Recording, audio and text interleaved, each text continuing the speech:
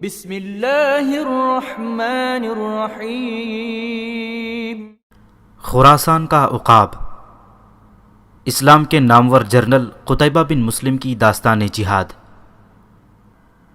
Episode 27۔ خینس اپنے 21 ساتھیوں کے ساتھ رات کے وقت سردار حریم کے باغ میں داخل ہوا۔ شہنشین کے پاس آ کر خینس نے جارود سے کہا، تم سارے جوانوں سے کہو ایک ایک دو کر کے بستی میں داخل ہو جائیں، اور ایک جوان سے کہو کہ سردار حریم سے کہے کہ مجھے بستی کے قبرستان میں آ کر ملے۔ جارود نے سب جوانوں کو واپس بھیج دیا اور ایک جوان کو سردار حریم کے نام پیغام بھی بھیجوا دیا کہ وہ خینس سے قبرستان میں آ کر ملے۔ سب جوان ایک ایک دو ہو کر بستی کی طرف چل دیے۔ خینس اور جارود بستی کے قبرستان کی طرف روانہ ہو گئے۔ قبرستان میں آ کر خینس نے دکھ سے جارود کو مخاطب کیا، کیا تم بتا سکتے ہو کہ میری ماں، بھائی، بھاوج اور خالہ کی قبریں کون سی ہیں؟ جارود نے اسے قبریں دکھائیں۔ وہ ان پر بیٹھ کر ایصال ثواب کہنے کے بعد ان کی قبروں پر ہاتھ پھیرنے لگا، ساتھ ہی اس کی پلکیں بھیگ گئیں۔ اتنے میں سردار حریم بھی آ گیا اور خینس کے شانے پر ہاتھ رکھ کر کھڑا ہو گیا۔ خینس کھڑا ہو گیا اور حریم نے اسے گلے سے لگا لیا اور دکھتے ہوئے لہجے میں بولا، چلو میرے ساتھ بستی میں، اب حالات پہلے سے نہیں رہے۔ وہ دن اب دور نہیں جب سردار وکی اپنے آپ کو بے بس اور تنہا محسوس کرے گا۔ مجھے راستے میں جارود سب کچھ بتا چکا ہے سردار، میں اس وقت بستی میں نہیں جاؤں گا۔ تم اپنا کام جاری رکھو اور اپنے ساتھیوں کی تعداد بڑھاتے رہو۔ میں ماروا کو ڈھونڈ کر بستی میں آؤں گا اور اس کے سامنے ہر اس شخص سے انتقام لوں گا جس نے ہم سے زیادتی کی ہوگی۔ میں ابھی اور اسی وقت دمشق جاؤں گا اور عمر بن عبدالعزیز کی خدمت میں حاضر ہو کر اپنے خاندان کے قتل کے قصاص میں یزید بن محلب اور اس کے بھائی حبیب کو طلب کروں گا۔ میں نے سنا ہے عمر بن عبدالعزیز نے یزید کو جیل میں ڈال رکھا ہے۔ میں سب سے پہلے اس سے انتقام لوں گا اور پھر اس کے حواریوں کی گردنیں ناپوں گا۔ حریم نے ہمدردی سے کہا، کیا تمہیں امید ہے کہ ماروا تمہیں مل جائے گی؟ ہاں سردار، میرا دل کہتا ہے وہ زندہ ہے۔ حریم نے شرمندگی سے کہا، مجھے افسوس ہے تمہارا خاندان تباہ ہو گیا اور میں کچھ نہ کر سکا، مگر اطمینان رکھو میں وکی سے انتقام ضرور لوں گا۔ خینس کی طبیعت شاید خراب ہو رہی تھی اور اپنے خاندان کی تباہی کے متعلق وہ کچھ اور سننا پسند نہ کرتا تھا، لہٰذا وہ اپنے گھوڑے کی طرف بڑھا۔ اجازت دو سردار، میں ابھی روانہ ہونا چاہتا ہوں۔ سردار حریم نے اسے گلے سے لگا کر کہا، میں تمہیں خدا کے سپرد کرتا ہوں۔ جارود سے مل کر خینس گھوڑے پر سوار ہوا اور اسے دریائے جیہون کی طرف سرپٹ چھوڑ دیا۔ فربار سے نکل کر خینس دریائے جیہون عبور کر کے عامل کے علاقے میں آ گیا۔ وہاں سے وہ طوس کے راستے بحیرہ کیسپیئن کے ساتھ ساتھ سفر کرتا ہوا آخر دمشق جانے کے لیے وہ علمود کے پاس سے گزرنے والی شاہراہ پر ہوتا ہوا آرمینیا کے پہاڑی سلسلے میں داخل ہوا۔ 5 فرسنگ کوہستانی علاقے میں سفر کرنے کے بعد وہ ایک تنگ گھاٹی میں سے گزر رہا تھا کہ ٹھٹک گیا۔ سامنے سفید رنگ کا ایک کپڑا لٹک رہا تھا جس پر سرخ رنگ میں لکھا تھا، ٹھہرو، موت کا انتظار کرو۔ کپڑے کے دونوں طرف رسیاں بندھی تھیں جنہیں دائیں بائیں کھینچ کر چٹانوں سے باندھ دیا گیا تھا۔ دیکھتے ہی دیکھتے ان چٹانوں پر ایک ایک نوجوان نمودار ہوا۔ ان کی پشت پر ترکش تھے اور ہاتھوں میں تیر کھینچی ہوئی کمانیں۔ پھر اس کی پشت پر اور سامنے سے ایک ایک سوار نمودار ہوا جو عمدہ گھوڑوں پر سوار اور چمکتے ہوئے ہتھیاروں سے لیس تھے۔ خینس نے اپنے سر پر خود کو درست کیا، وہ ذرا نیچے کھسکی، زنجیر اور ڈھال سنبھال کر وہ مستعد ہو گیا۔ سامنے والا سوار قریب آیا اور بڑے عیارانہ انداز میں پوچھا، تم کون ہو اور کہاں جا رہے ہو؟ خینس نے بڑے اطمینان سے جواب دیا، اجنبی ہوں اور دمشق جا رہا ہوں۔ کتنی نقدی رکھتے ہو؟ راستے کے اخراجات کے علاوہ میرے پاس کچھ نہیں ہے، خینس نے کہا۔ ہم یہ جاننا چاہتے ہیں کہ تمہارے پاس کتنی رقم ہے۔ یہ میرا ذاتی معاملہ ہے جو تمہیں نہیں کہوں گا۔ اس نے ہلکا سا مکار قہقہہ لگایا، نادان، ہماری تلواریں جب تمہاری گردن پر پڑیں گی تو تم خود ہی طوطے کی طرح بولنے لگو گے۔ آگے اور پیچھے والا سوار دونوں جب اس سے زیادہ قریب آئے تو خینس نے گھوڑے کو ایڑ لگائی اور وہ رخ بدل کر کھڑا ہو گیا۔ اب وہ دونوں اس کے دائیں بائیں تھے اور وہ ایک ساتھ دونوں پر نگاہ رکھ سکتا تھا۔ وہ سوار پھر بولا، رخ بدلنے سے کیا ہوتا ہے؟ یوں تم موت کے منہ سے تو نہیں بچ سکتے۔ خینس پہلی بار غراتی ہوئی آواز میں بولا، بدبخت انسان، میں خود موت کی تلاش میں نکلا ہوں، مجھے تم موت سے کیسے ڈرا سکتے ہو؟ ہم تمہاری تلاشی لیں گے۔ میں موت کا مسافر ہوں اور ہر اس ہاتھ کو کاٹ دیا کرتا ہوں جو مجھ پر زیادتی کرنے کے لیے اٹھتا ہے۔ سنو، میری زنجیر کا وار خطرناک ہے اور میرا گھوڑا تیز رفتار ہے۔ میں تمہیں راستہ چھوڑ دینے کو کہتا ہوں۔ کیا تم پسند کرو گے کہ تم چاروں کی مائیں ننگے سر اور برہنہ پاؤں تمہاری لاشوں پر بہن کرتی پھریں؟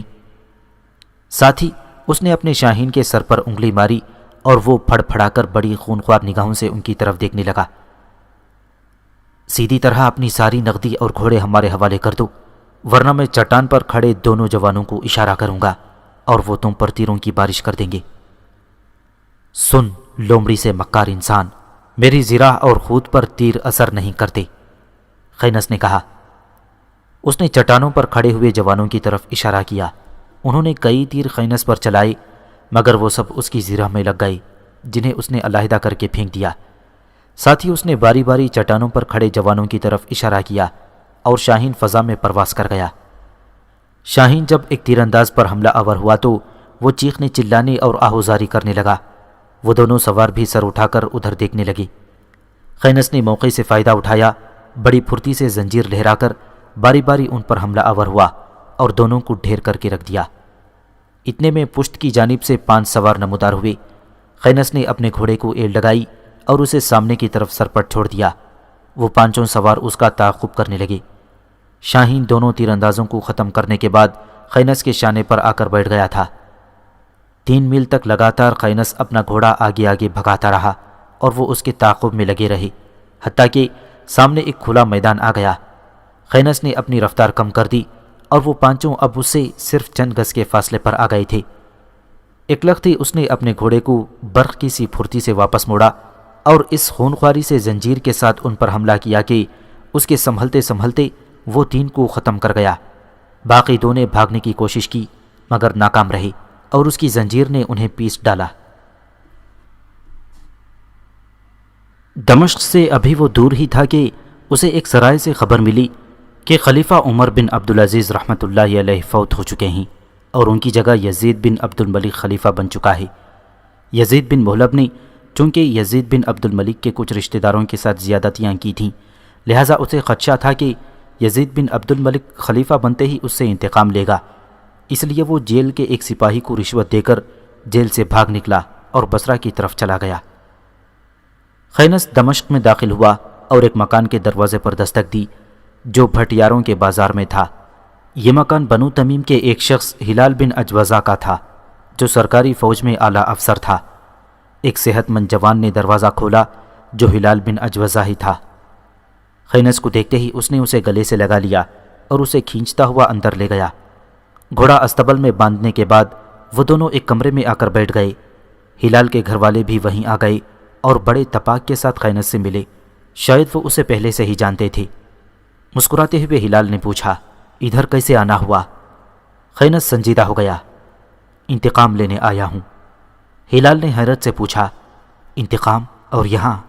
آخر کس سے اور کس جرم میں؟ خینس خلاؤں میں کھو گیا، یزید بن محلب اور اس کے بھائی حبیب سے، جنہوں نے میرے سارے خاندان کو قتل کرا دیا۔ ہلال نے دکھ سے کہا، ذرا تفصیل سے کہو۔ خینس نے پوری داستان سنا دی۔ مجھے افسوس ہے، بہرحال اس معاملے میں تمہاری مدد ضرور کر سکتا۔ یزید بن محلب یہاں سے بھاگ کر بصرہ چلا گیا ہے، وہاں اس نے اپنے بھائیوں کو ساتھ ملا کر بغاوت کر دی ہے۔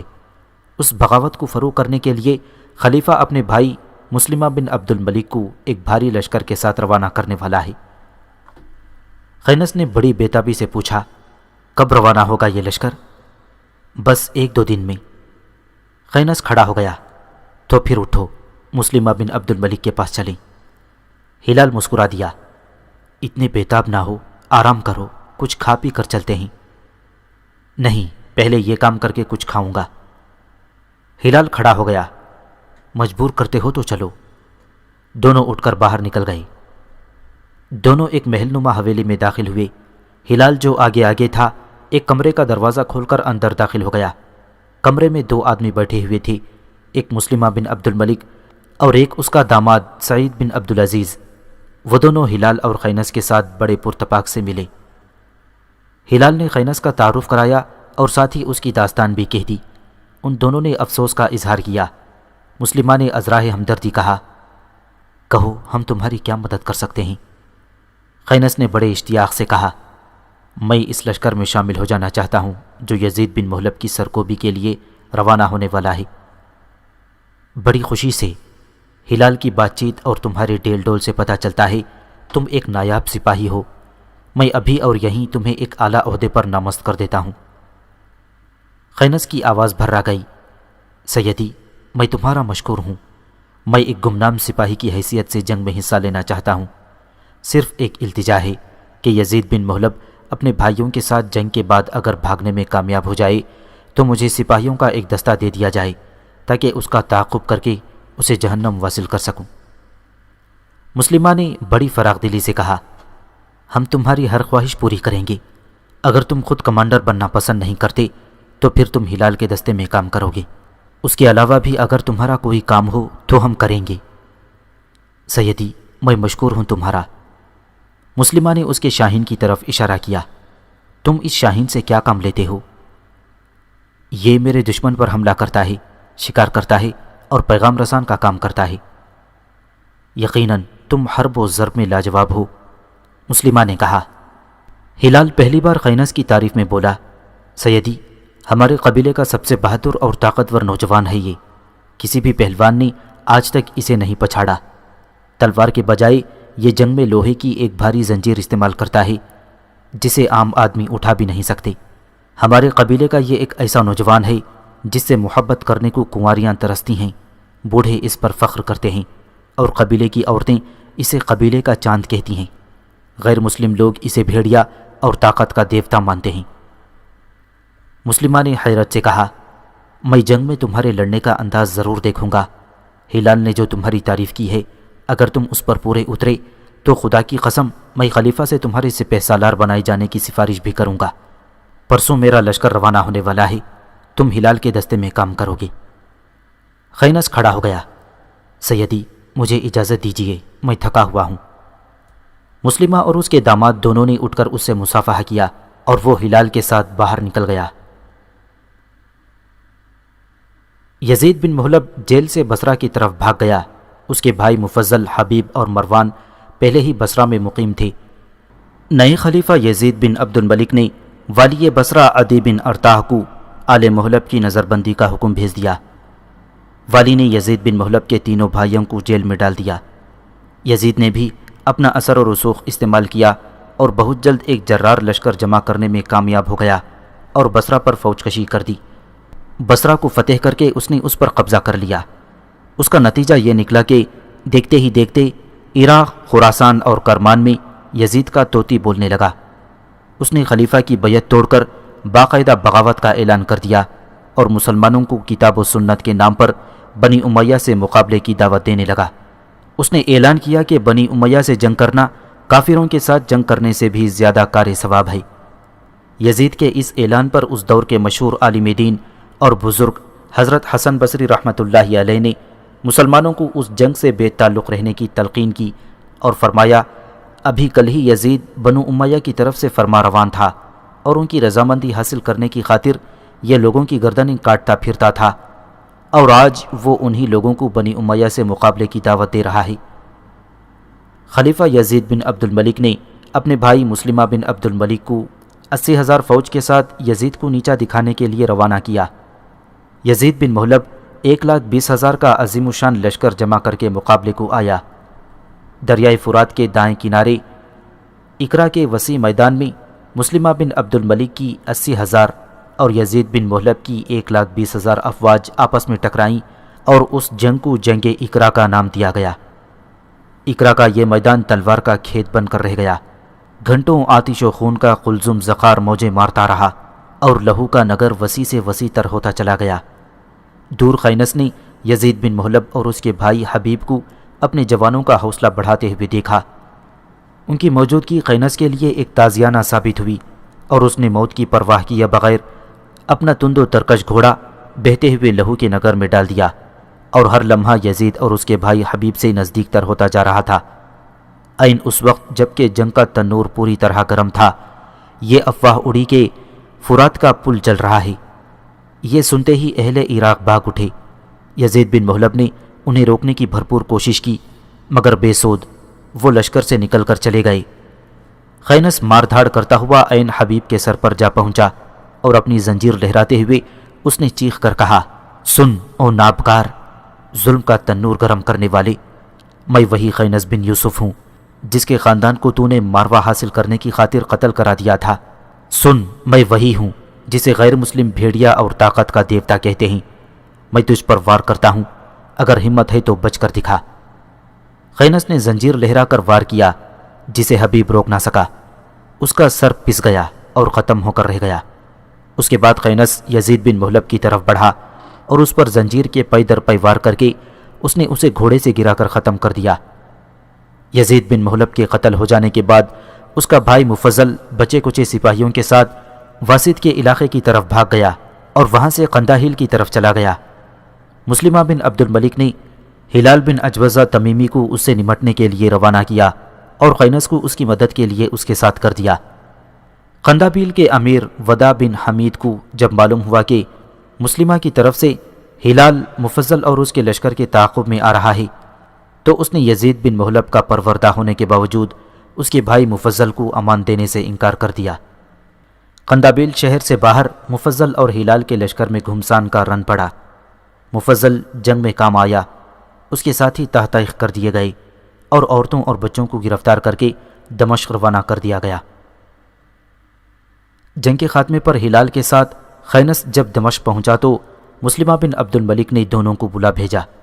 وہ دونوں جب اس کے پاس آئے تو وہ پہلے کی نسبت زیادہ تپاک سے ملا اور خینس سے بولا، خدا کی قسم، جنگ میں لڑتے ہوئے تم انسان نہیں لگتے۔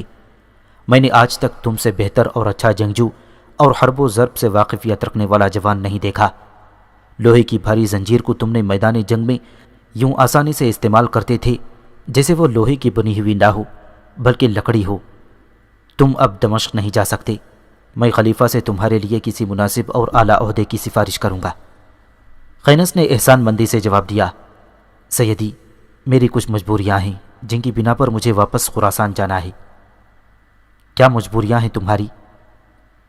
یزید بن محلب اور اس کے بھائی کے ظلم سے بچنے کے لیے ایک لڑکی میرے گھر سے نکل کر کہیں روپوش ہو گئی تھی۔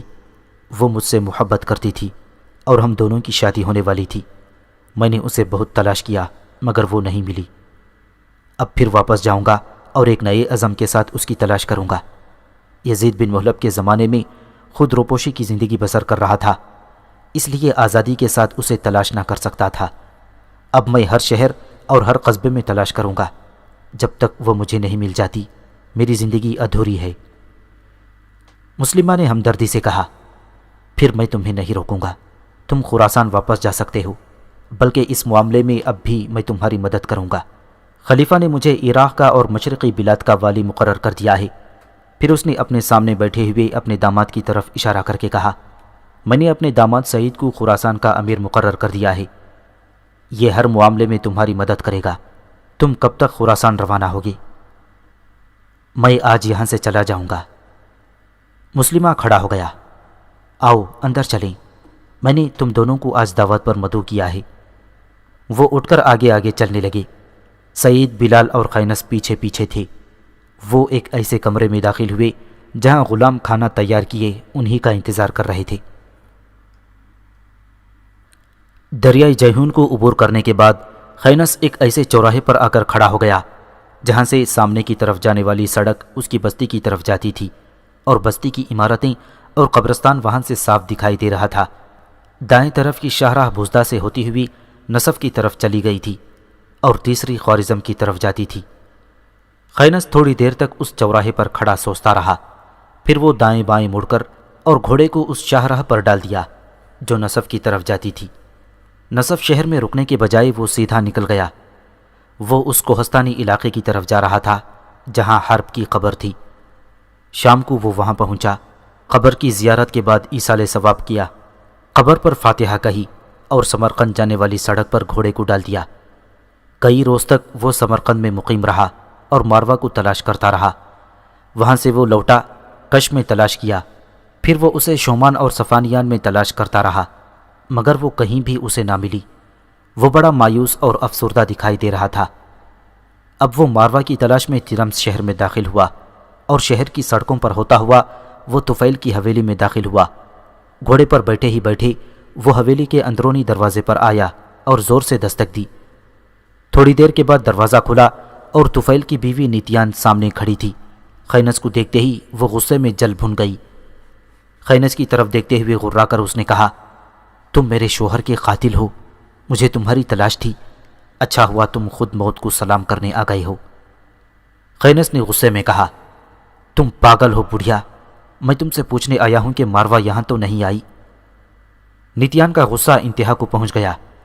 میں کسی ماروا کو نہیں جانتی، میں تو صرف ایک شخص کو جانتی ہوں جس کا نام خینس بن یوسف ہے اور وہ میرے شوہر اور بیٹے کا قاتل ہے۔ کمرے سے نکل کر نیتیان برآمدے میں آئی اور وہاں ایک کونے میں پڑی ہوئی دف پر اس نے زور سے چوٹی لگائی۔ آواز پوری حویلی میں گونج گئی۔ نیتیان واپس آئی اور بڑی عیاری کے ساتھ خینس سے کہا، میں نے دف پر چوٹ لگا دی ہے، ابھی تمہیں پتہ چل جائے گا کہ ماروا کہاں ہے۔ خینس کا ذہن پوری طرح کام کر رہا تھا۔ حویلی کے در و دیوار سے اسے خطرے کی بو آ رہی تھی، لہٰذا اس نے گھوڑا واپس موڑا اور حویلی سے باہر نکلنے لگا۔ نیتیان نے اسے تانا دیا، بزدل گیدڑ کی طرح دم دبا کر بھاگ کیوں رہے ہو؟ تم اب بھاگنا بھی چاہو تو نہ بھاگ سکو گے، میں نے تمہیں موت کے گھاٹ اتارنے کا پورا بندوبست کر رکھا ہے۔ خینس نے مڑ کر نیتیان سے کہا، سن او مکار لومڑی، میں تمہاری حویلی کے باہر کھڑا ہوتا ہوں، تو جسے بھی میرے مقابلے کو لانا چاہتی ہے لے آ، میں بزدلوں کی طرح بھاگنا نہیں چاہتا۔ اسی لمحے خینس نے اپنے سامنے پودوں کے جھنڈ سے 5 سوار نکلتے دیکھے جو بڑی تیزی سے اس کی طرف بڑھ رہے تھے۔ خینس نے گھوڑے کو ایڑ لگائی اور حویلی سے باہر نکل گیا۔ وہ 5 بھی جب اس کے تعاقب میں حویلی سے نکلے تو خینس نے شاہین کو ان پر چھوڑ دیا، خود بھی وہ تیزی سے پلٹا اور زنجیر سے ان پر حملہ کر دیا۔ 2 کو شاہین نے ختم کر دیا، 2 کو اس نے خود، اور 5ویں نے بھاگ کر جان بچائی۔ ترم سے نکل کر خینس نے دریائے زنیل کو عبور کیا اور پہاڑی سلسلے میں تھوڑی دور تک ہی سفر کیا ہوگا کہ شاہراہ کے بائیں جانب پہاڑی سلسلے کے اس جانب اسے گھوڑوں اور خچروں کے ہنہنانے کی آواز سنائی دی۔ اس نے گھوڑے کو بائیں طرف موڑ لیا اور پہاڑ پر چڑھنے لگا۔ اوپر آ کر اس نے دیکھا کہ پہاڑی کی اس جانب ایک وسیع میدان تھا جس میں کثرت سے گھاس تھی اور ان گنت گھوڑے، خچریں اور بھیڑ بکریاں وہاں چر رہی تھیں۔ پہاڑ کے دامن میں میدان کے چاروں طرف خیمے ہی خیمے نصب تھے۔ خینس پہچان گیا کہ وہ سردار ارطبون کا قافلہ ہے۔ پہاڑ سے اتر کر جو ہی وہ خیمے میں داخل ہوا، ہر طرف خینس بن یوسف کی صدائیں بلند ہونے لگیں۔ لوگوں کے بے پناہ ہجوم کے ساتھ وہ سردار ارطبون کے خیمے کے پاس آیا۔ گھوڑے سے نیچے اتر کر وہ خیمے میں داخل ہوا۔ پہلے کمرے میں کوئی بھی نہ تھا۔ وہ پردہ اٹھا کر دوسرے کمرے میں داخل ہوا۔ اندر سردار ارطبون آنکھیں بند کیے پلنگ پر لیٹا ہوا تھا اور قبیلے کا حکیم اس کی ٹانگ پر پٹی باندھ رہا تھا۔ سردار ارطبون کے سرہانے خاتونہ بیٹھی تھی، بالکل خاموش اور اداس، گویا کوئی حسین مجسمہ ہو۔ خینس جب اندر داخل ہوا تو خاتونہ کھڑی ہو گئی۔ تینوں حکیم بھی احتراماً کھڑے ہو گئے تھے۔ چوتھا حکیم جو پٹی باندھ رہا تھا اپنے کام میں مصروف تھا۔ خینس آگے بڑھا۔ خاتونہ کی آنکھوں میں خینس کی آمد سے جانے کیوں آنسو آ گئے تھے۔ آنکھیں بند کیے ہوئے ہی سردار ارطبون نے پوچھا، کون آیا ہے؟ خاتونہ اپنا منہ سردار کے چہرے کے پاس لے گئی اور آہستہ سے کہا، خینس آیا ہے بابا۔ سردار ارطبون کا چہرہ خوشی سے تر و تازہ ہو گیا۔ اس نے اٹھنا چاہا مگر خینس نے آگے بڑھ کر اسے اپنے ہاتھوں میں لے لیا اور پہلے کی طرح اسے پلنگ پر لٹا دیا۔ سردار ارطبون نے اپنا بازو خینس کی کمر کے گرد لپیٹتے ہوئے بڑی شفقت سے پوچھا، اتنا عرصہ کہاں رہے ہو بیٹے؟ گمبھیر سی آواز میں خینس نے کہا، دھکے کھاتا رہا۔ اتنے میں نوتس کمرے میں داخل ہوا۔ خینس اٹھا اور اس سے گلے ملنے کے بعد اپنے پاس بٹھا لیا۔ قبل اس کے کہ نوتس بات کرتا، سردار ارطبون پھر بولا، حرب کہاں ہے؟ خینس کی گردن جھک گئی اور وہ ہونٹ کانٹنے لگا۔ تم نے جواب نہیں دیا۔ سردار ارطبون نے اس کا شانہ پکڑ کر ہلایا۔ خینس نے سر اوپر اٹھایا، اس کی پلکیں بھیگی ہوئی تھیں۔ اسے دشمنوں نے قتل کر دیا ہے۔ سردار ارطبون بے تاب ہو گیا۔ کیا کہا؟ قتل کر دیا؟ مگر کس نے؟ میرے قبیلے والوں نے، خدا کی قسم تمہارے قبیلے نے تمہارے ساتھ ہر بار غیر مناسب سلوک کیا ہے، مجھے صحت مند ہونے دو، میں خود ان سے انتقام لوں گا۔ نوتس کی گردن جھک گئی تھی اور قطونہ رونے لگی تھی۔ میں ہر بھائی کے قاتلوں سے انتقام لے چکا ہوں سردار، میں نے جنگ اقرا میں بھی حصہ لیا تھا اور یزید بن محلب اور اس کے بھائی حبیب کو اپنے ہاتھوں سے قتل کیا تھا، اور اب قبیلے کا سردار وکی اور چند نوجوان ایسے رہ گئے ہیں جن سے مجھے انتقام لینا ہے، اور میں اس سے بھی بہت جلد فارغ ہو جاؤں گا۔ سردار ارطبون نے اسے لپٹا لیا۔ اب میں تمہیں کہیں نہ جانے دوں گا۔ تمہاری ٹانگ کو کیا ہوا سردار؟ خینس نے پوچھا۔ اس پہاڑی سلسلے میں میرا گھوڑا بدک گیا تھا، میں نیچے گر گیا اور ٹانگ ٹوٹ گئی۔ چاروں حکیم جب اٹھ کر چلے گئے تو سردار نے کہا، اس بار میں تم سے ایک اہم مسئلہ طے کرنا چاہتا ہوں۔ کہو سردار۔ میری زندگی کا کوئی اعتبار نہیں، بڑھاپے نے مجھے آ لیا ہے، میں چاہتا ہوں اپنے جیتے جی تمہاری اور قطونہ کی شادی ہو جائے اور میں تمہیں قبیلے کا سردار بنا دوں۔ میں نے قبیلے کی رائے لے لی ہے، وہ تمہیں سردار بنانے پر بے حد خوش ہیں اور متفق ہیں۔ قطونہ نے منہ ڈھانپ لیا اور تیزی سے اس تیسرے کمرے میں چلی گئی جو اس کا اپنا کمرہ تھا، اور پردے کے پیچھے کھڑی ہو کر باتیں سننے لگی۔ سردار ارطبون نے پھر پوچھا، تم اس سلسلے میں کیا کہتے ہو؟ خینس خاموش رہا۔ ارطبون نے اس کا گھٹنا ہلایا۔ بولتے کیوں نہیں؟ کچھ دن اور ٹھہر جاؤ سردار، پھر جو تم کہو گے میں مان لوں گا۔ اب میں صبر نہیں کر سکتا بیٹے، آج تم نے ایک لمبے عرصے بعد میرے خیمے میں قدم رکھا ہے۔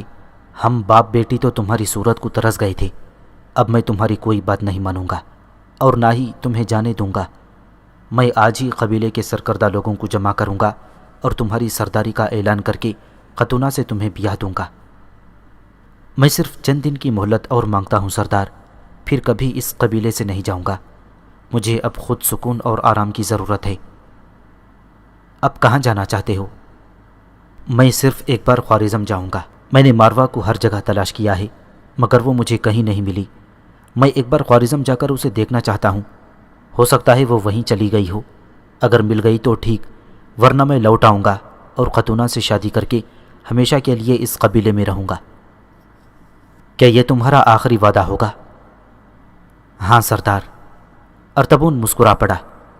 مجھے منظور ہے، تم کب خوارزم جانا پسند کرو گے؟ میں رات کے پچھلے پہر یہاں سے روانہ ہو جاؤں گا۔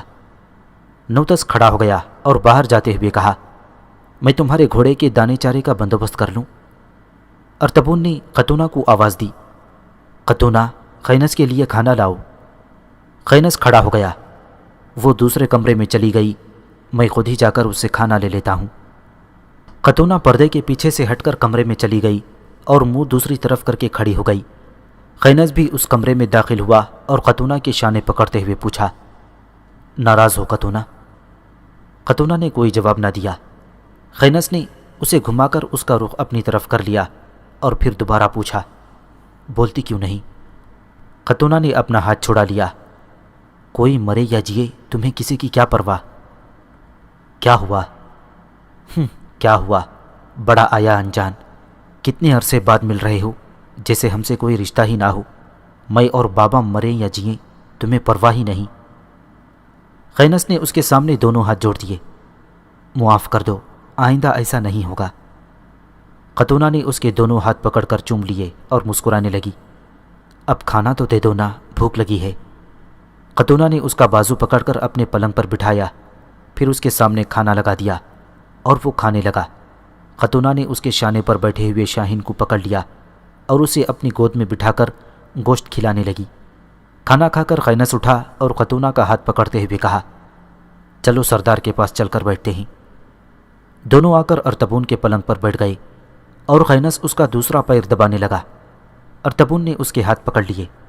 رہنے دو بیٹا، تم خود تھکے ہوئے ہو، مسلسل سفر نے تمہیں کمزور کر دیا ہے۔ قطونہ نے تمہیں کھانا دیا ہے یا نہیں؟ یہ تم سے ناراض بھی تھی، ہر روز مجھ سے کہا کرتی تھی، خینس اب کبھی یہاں نہیں آئے گا، اور میں ہر روز اسے تسلی دیا کرتا تھا۔ میں نے کھانا کھا لیا ہے سردار، اور یہ مجھ سے راضی بھی ہو گئی ہے۔ ارطبون مسکرا پڑا۔ میں تم دونوں سے بے حد خوش ہوں۔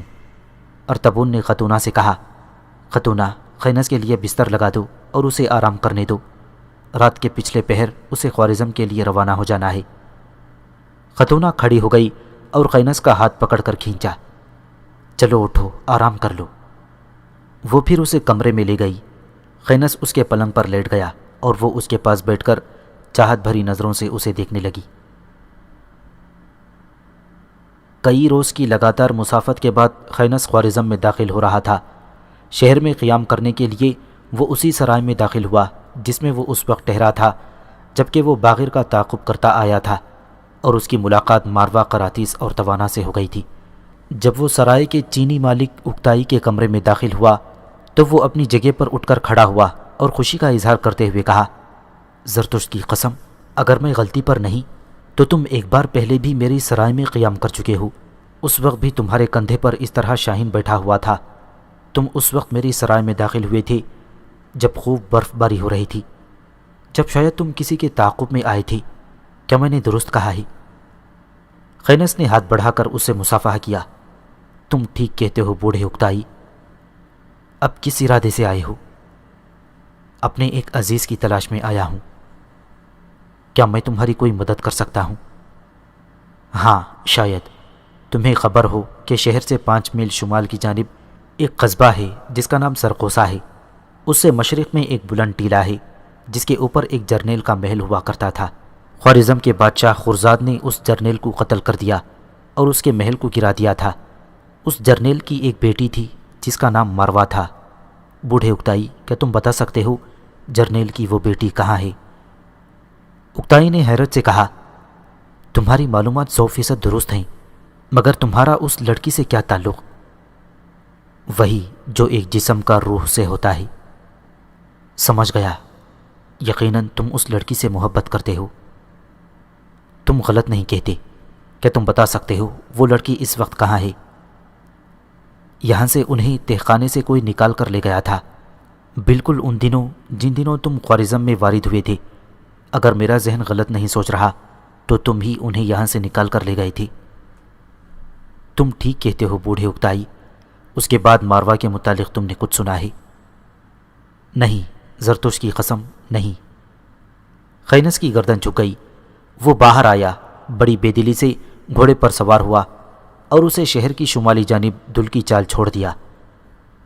پہلے وہ اس قصبے میں آیا جس کا نام سرقوسا تھا، وہاں سے وہ مشرق کی جانب ہو لیا اور اس ٹیلے کے اوپر آیا جہاں کبھی ماروا کے باپ کا محل ہوا کرتا تھا۔ محل کی 2 دیواریں جو بچ گئی تھیں ویسے کی ویسی کھڑی تھیں۔ دونوں دیواروں کے درمیان میں کسی نے گھاس پھوس کی ایک جھوپڑی بنا لی تھی جس میں سے دھواں اٹھ رہا تھا، اور جھوپڑی سے باہر سیاہ رنگ کی ایک خچر بندھی ہوئی تھی۔ خینس کا دل دھڑکنے لگا۔ اسے امید ہو گئی تھی کہ یہ یقیناً ماروا نے بنائی ہوگی اور وہ یہیں رہ رہی ہوگی۔ آپ ہی آپ اس کے ہونٹوں پر مسکراہٹ بکھر گئی۔ وہ جب جھونپڑی میں داخل ہوا تو مایوس ہو گیا۔ اندر ایک بوڑھی عورت آگ کا الاؤ روشن کیے آگ تاپ رہی تھی۔ خینس نے مایوسی میں ڈوبی ہوئی آواز میں پوچھا، ضعیف خاتون، تم نے جنگل کے اندر اس ٹوٹے اور تباہ حال محل کے ملبے پر جھونپڑی بنا کر کیوں رہنا شروع کر دیا ہے؟ خاتون نے دکھ سے کہا، نوارد اجنبی، یہ محل کبھی میری بیٹی کا تھا، وہ نہ جانے کہاں کھو گئی ہے۔ میں یہیں جھونپڑی بنا کر اس کا انتظار کر رہی ہوں، کبھی تو وہ لوٹ کر آئے گی۔ اجنبی، کیا تمہیں بھی کسی کی تلاش ہے؟ تمہارا چہرہ بتاتا ہے تمہیں اس جھونپڑی میں مجھے دیکھ کر مایوسی ہوئی ہے۔ یقیناً تم بھی کسی کو تلاش کرتے پھر رہے ہو۔ بے شک تمہارا اندازہ درست ہے، خینس نے کہا۔ کس خوش نصیب کی تمہیں تلاش ہے؟ ایک لڑکی کی۔ لڑکی؟ کون ہے وہ؟ کیا اس کا بھی اس محل سے کوئی تعلق ہے؟ ہاں خاتون، وہ بھی کبھی اس محل میں رہا کرتی تھی، ظالم خرزاد نے انہیں بالکل برباد کر دیا۔ کیا تم اس لڑکی کا نام مجھے بتاؤ گی؟ ناموں میں کیا رکھا ہے خاتون؟ اس کے متعلق تمہیں سن کر مایوسی ہوگی۔ کیا تم اسے اپنا راز رکھنا چاہتے ہو؟ بوڑھی عورت نے بڑی ہی حسرت سے کہا۔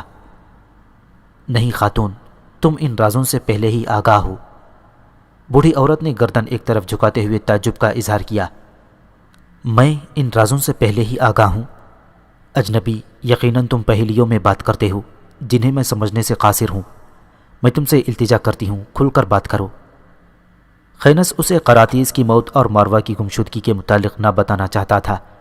اسے اندیشہ تھا کہ بڑھیا کو اس خبر سے صدمہ ہوگا، لہٰذا اس نے بات کا رخ بدلا۔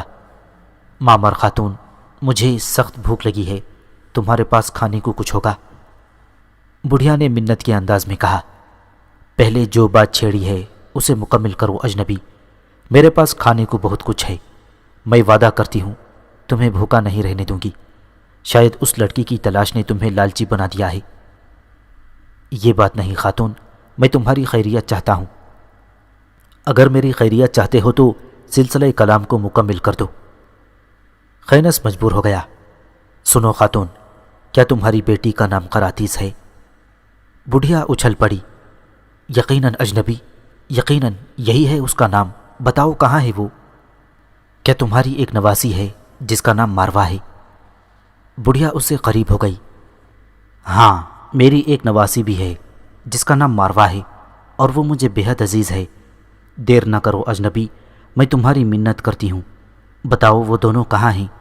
اگر تم نے نہ بتایا تو میں سسک سسک کر مر جاؤں گی۔ خینس نے ہونٹوں پر زبان پھیری۔ اگر تم مجبور ہی کرتی ہو خاتون تو سنو، ماروا کھو چکی ہے اور میں اسے تلاش کرتا پھر رہا ہوں، اور وہی لڑکی ہے جس سے میں محبت کرتا ہوں، اور تمہاری بیٹی قراتیز ایک حادثے میں قتل ہو چکی ہے۔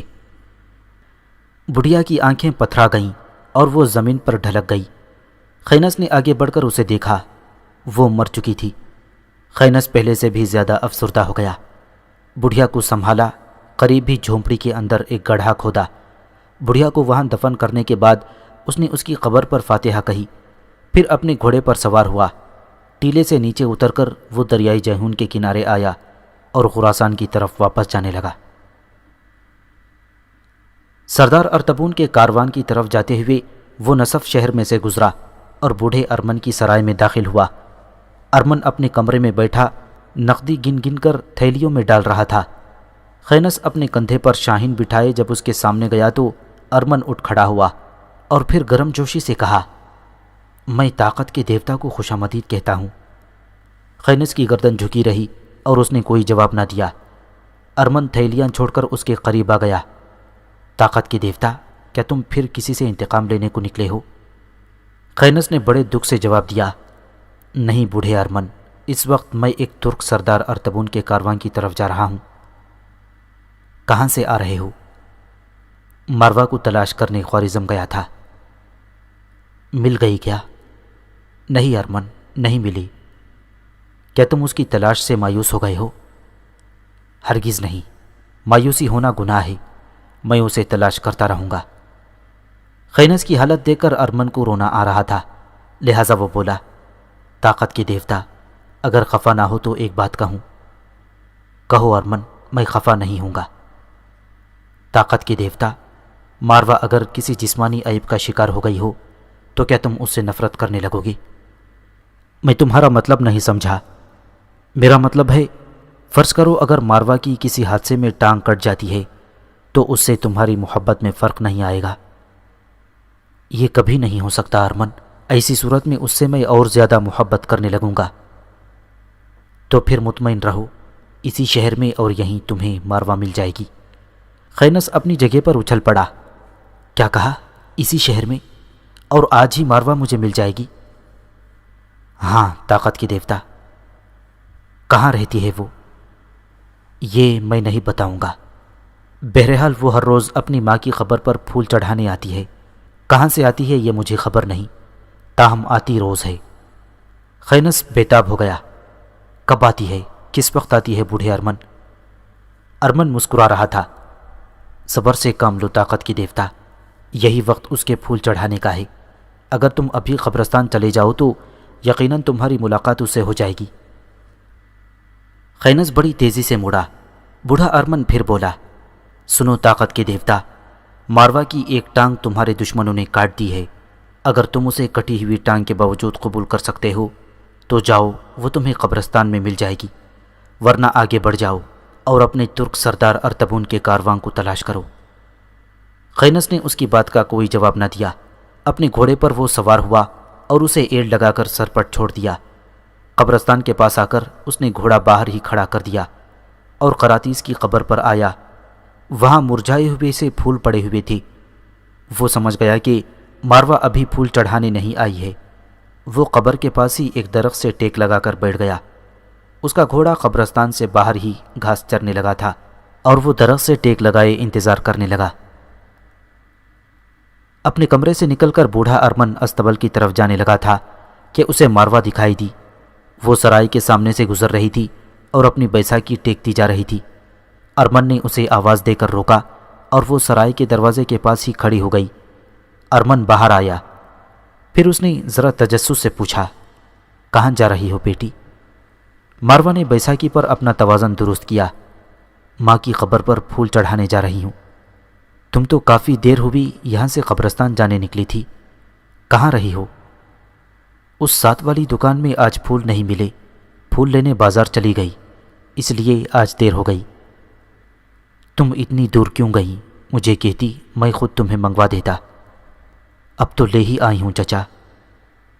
خینس آیا ہوا ہے بیٹی۔ ماروا چونک پڑی۔ خینس آیا ہے؟ وہ کہاں ہے چچا؟ کیا تم اس سے ملنا پسند کرو گی؟ ہاں چچا، آج میں ضرور اس کے سامنے آ جاؤں گی۔ کیا تم اپنے وعدے پر قائم نہ رہو گی؟ ماروا کی گردن جھک گئی۔ میں اس زندگی سے تنگ آ گئی ہوں چچا، آج میں اس کے سامنے ضرور آؤں گی۔ اگر ٹانگ کٹ جانے کے بعد بھی اس نے مجھے قبول کر لیا تو یہ میری خوش قسمتی ہوگی۔ اگر اس نے مجھ سے نگاہیں پھیر لیں تو میں اپنے آپ کو ختم کر لوں گی۔ بوڑھے ارمن، مجھے ایسی زندگی نہیں چاہیے۔ اس پھیکی زندگی اور تنہائی سے مجھے نفرت اور بیزاری ہو گئی ہے۔ بوڑھا ارمن مسکرا رہا تھا۔ میں تمہیں ایک خوشخبری سناؤں؟ مجھ بدبخت کے لیے بھی کوئی خوشخبری ہو سکتی ہے۔ خینس اب بھی تم سے محبت کرتا ہے، ارمن نے کہا۔ تم نے کیسے جانا؟ وہ ابھی ابھی میری سرائے سے نکل کر تمہاری تلاش میں قبرستان گیا ہے۔ میں نے اسے بتایا ہے کہ تمہارے دشمنوں نے ماروا کی ٹانگ کاٹ دی ہے۔ پھر اس نے کیا جواب دیا؟ اس نے کہا کہ اگر ماروا کی ٹانگ کٹ چکی ہے تو میں پہلے کی نسبت اس سے زیادہ محبت کروں گا۔ ماروا پھول کی طرح کھل اٹھی۔ سچ ارمن چچا؟ میں بھلا اپنی بیٹی سے مذاق کر سکتا ہوں؟ جاؤ، خینس تمہیں قبرستان میں ملے گا۔ میں نے اسے یہ نہیں بتایا کہ ماروا میرے پاس ٹھہری ہوئی ہے۔ میں نے اسے یہی کہا تھا کہ ماروا روزانہ اپنی ماں کی قبر پر پھول چڑھانے آتی ہے۔ کدھر اور کہاں سے آتی ہے اس کی مجھے کوئی خبر نہیں۔ ماروا جلدی جلدی آگے بڑھنے لگی۔ میں اسے قبرستان میں ہی ملتی ہوں چچا۔ ارمن کے چہرے پر مسکراہٹ تھی۔ جاؤ بیٹی، تمہارے لیے میں خوشکن زندگی کی پیشن گوئی کرتا ہوں۔